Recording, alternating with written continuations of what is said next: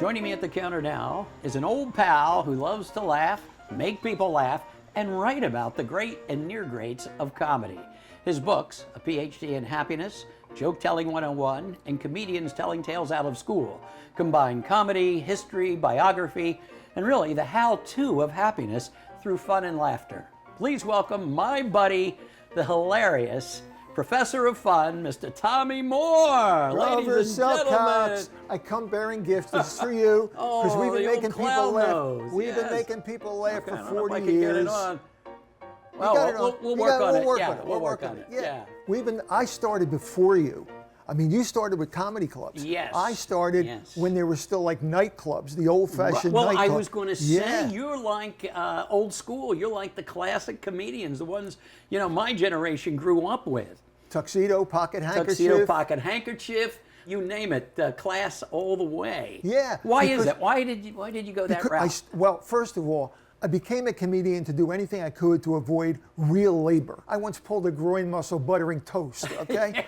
Yes. So I said, what can I do? And I saw Jack Carter on TV. I heard that he made $5,000 for 5 minutes on TV and there was no heavy lifting. I said, this is the job for me. Absolutely. And I remember my 6th birthday. Ed Sullivan was on TV. My family brought out the cake. The candles were lit. And I heard Jan Murray was being introduced by Ed Sullivan. And I said, wait a minute, I got to go watch this. And my uncle said, what kind of kid is this who stops his own birthday party to watch a comedian? How old were you? I mean, 6, I think. 6, 7? My gosh. So, I mean, that's how I've been doing comedy for like 52 years. I've been doing stand-up for 45. Wow. We're the same age. Yeah. And we grew up we're baby boomers. Yeah. And when I talk about the classic comedians, how would you define that style? The difference between today's comedians and those comedians, today's comedians are commentators. They were entertainers. Okay. Right. They came out, bam, bam, bam, and that's what I do. I just come out, bam, bam, bam, and hit you with jokes. And I do joke after joke after joke. Every kind of comedy there is, I put in my act. I do sing-along, I do magic, I do audience participation, I do improv. Right. If you don't like what I'm doing now, in 3 minutes I'll be doing something completely different, so don't worry about it. And like the old style comedian, if the crowd was bad, that just egged them on. Oh, you just keep hammering away. You just keep going. It makes it even more determined to win them over. You beat them down till they can't. They're laughing in the aisle. It's funny. You said you beat them down. Comedians of the old school had a whole lingo. They would say, we're killing them. We killed the audience. We murdered them. We fractured them. I do these stress lectures at Fortune 500 companies, AT&T, IBM. And I did one, and after 2 guys came up, and one, because he knew the terminology, said, you killed us. And the other guy said, no, he helped us live. Wow, he helped us live. That's what comedy does. Yeah. That's why you got to laugh. There was a comedian in the Woodstock era named Wavy Gravy. Said, laughter is like the little thing on top of the pressure cooker that lets the steam escape. If you don't laugh, you wind up with beans on the ceiling. Yeah. And your book, A PhD in Happiness, is as much a philosophy book as it is a book about comedy. Oh, yeah. At the time I wrote the book, I needed to make myself happy. Yes, this is a really intense story. I was in the wrong place at the wrong time. Yeah. I was in the middle of a robbery. Right. Luckily, the robber didn't have a gun, but he did have a pipe.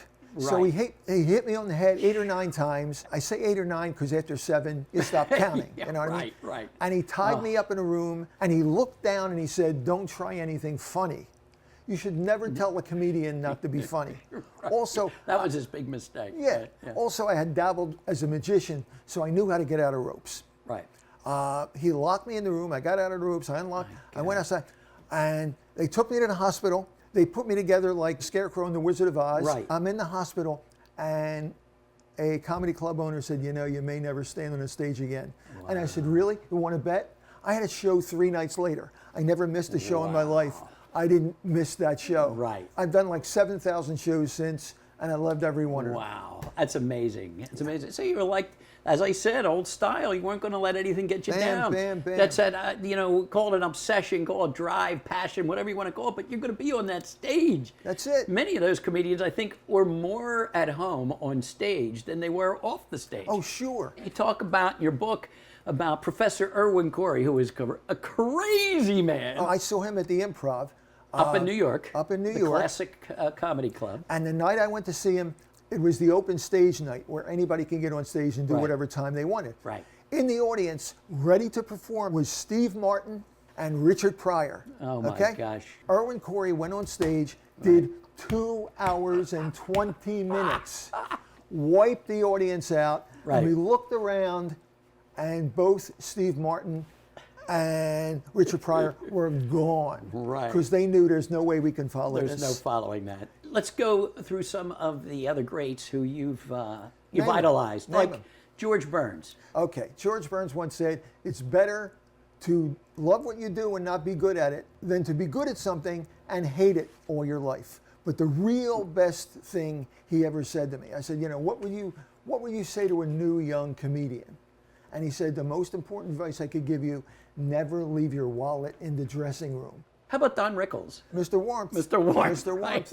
Right, right. I talked to Don Rickles, and he told me that his father told him, whatever you do in life, be different. So Which, of course, was that's what definitely he did. different. And that's why when I walk on stage, I'm totally different from any other comedian. How about somebody like David Brenner, who was from Philadelphia, of course? David Brenner and I grew up in the same neighborhood 20 years apart. His father was a comedian in vaudeville, Lou Brenner. And his father taught him to be funny. He said, establish a third eye, where everything you see the funny in it. And David Brenner went to Temple, and you I actually taught at Temple. I taught how to reduce stress through humor. I taught the history of American comedy. I taught comedy from A to Z. Right. And I that's how taught you stand-up became the comedy. professor of fun. That's how really. I became the professor of fun. And Yeah. the serious story, the first time we did it was the first anniversary of 9/11. But nobody realized it was going to be the first anniversary. And I went to them and I said, maybe this isn't a good idea. And they said, probably nobody's going to show up, but don't worry. Right. And as I'm going toward my classroom, I hear a buzz, like, oh, there's people there. And I walked in, and the place is packed.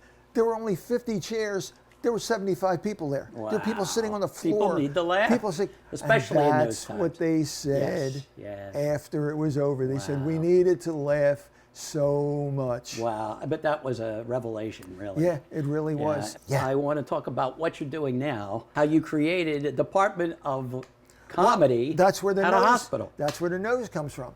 They asked me in North Carolina, where I live now, if I could establish a clown unit, volunteer clowns who go into patients' room and just lift up their spirits. Yeah. So we got like 12 clowns, and I trained them to be in clown. That's So there was a room we're not supposed to go into. And we walk by, and the wife who's in the room is saying, come in, come in, come in. Well, okay, it's a command performance. We're going to go in, even though they said don't go in. We go in. She said to her husband, honey, wake up, there's clowns here.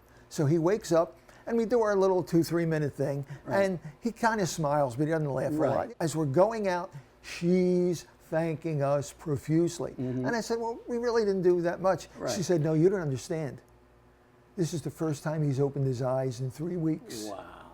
The funny story, we went into one room and a woman is on the phone. Yeah. And we heard her say, oh, I got to hang up now. Either 2 clowns just walked into my room or they got really good drugs in this hospital. Hey, Tommy, we have just touched, the tip of the iceberg. Yes, my friend. You have so much more in your books about your experiences in comedy, the great comedians, and so much more. Your philosophy of life, which is to, hey, find ways to be funny and find ways to be happy. Absolutely. So thanks for joining us at the counter. Thank you, Grove. That's right. Tommy Moore, a classic comedian and always a class act.